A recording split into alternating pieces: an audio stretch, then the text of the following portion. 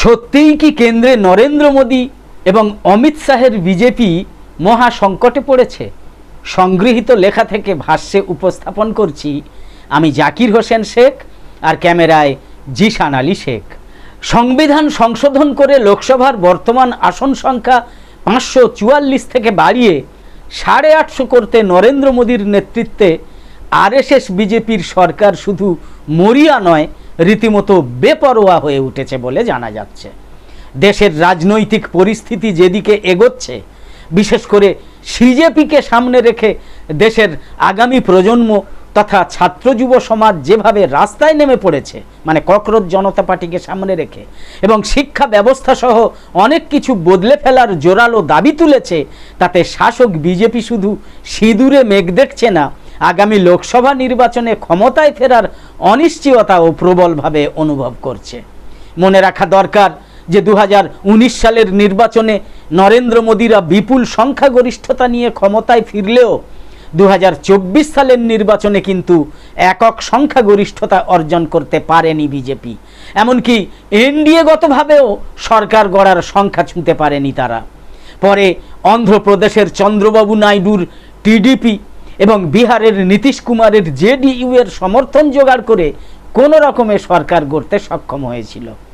2019 সালে অভাবনীয় সাফল্যের পর নরেন্দ্র মোদী অমিত শাহদের আত্মবিশ্বাস এতটাই আকাশচুম্বী হয়ে গিয়েছিল যে 2024 সালে তারা 400 আসনে হেলায় জিতবেন বলে নিশ্চিত ছিলেন, এবং তাই নিয়ে বলেও ছিলেন মঞ্চে মঞ্চে। নির্বাচনী প্রচারে তাদের লক্ষ্য ছিল সংসদে 2/3 আসনে জয়ী হয়ে সংবিধানটাই বদলে দিয়ে ভারতকে হিন্দু রাষ্ট্র হিসাবে ঘোষণা করবেন। ধর্মনিরপেক্ষ এবং গণতন্ত্র ব্যাপারটাই সংবিধান থেকে উচ্ছেদ করা হবে। ভারতে হিন্দুত্ববাদীদের একদলীয় অতি কেন্দ্রীকৃত স্বৈরশাসন ব্যবস্থা চালু হবে। ধর্মনিরপেক্ষ এবং গণতন্ত্র ব্যাপারটাই সংবিধান থেকে উচ্ছেদ করা হবে। তাদের ঘোষিত এক দেশ, এক ধর্ম, এক ভাষা, এক সংস্কৃতি, এক নেতা, এক নির্বাচন বলবৎ হবে দেশে। কিন্তু ভারতের জনগণ তাদের সেই আশায়, সেই বাড়াভাতে ছাই দিয়ে তাদের আসন সংখ্যা 1/3 কাছাকাছি নামিয়ে এনে সতর্ক করে দিয়েছেন।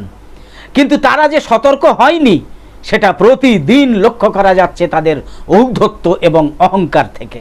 তাদের হিন্দুত্ববাদী এজেন্ডাকেই তারা সংবিধানের বিরুদ্ধে অগ্রাধিকারের ভিত্তিতে প্রতিষ্ঠিত করতে চান।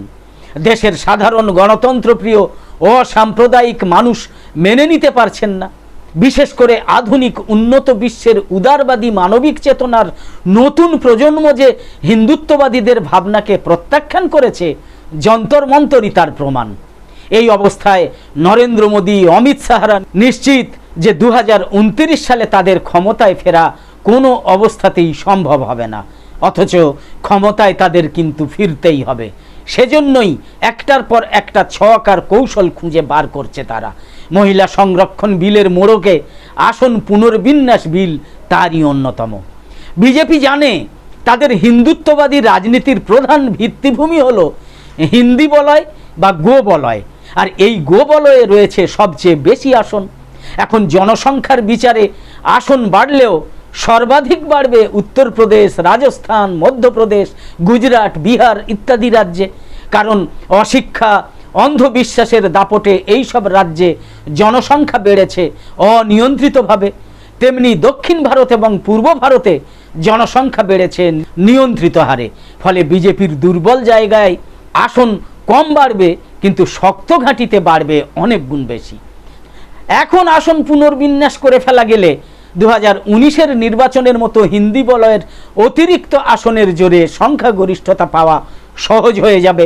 দেশের ভাগ্য নিয়ন্ত্রক হয়ে উঠবে ধর্মান্ধ গো বলয়। এই চালাকিটা মানুষ ধরে ফেলেছে।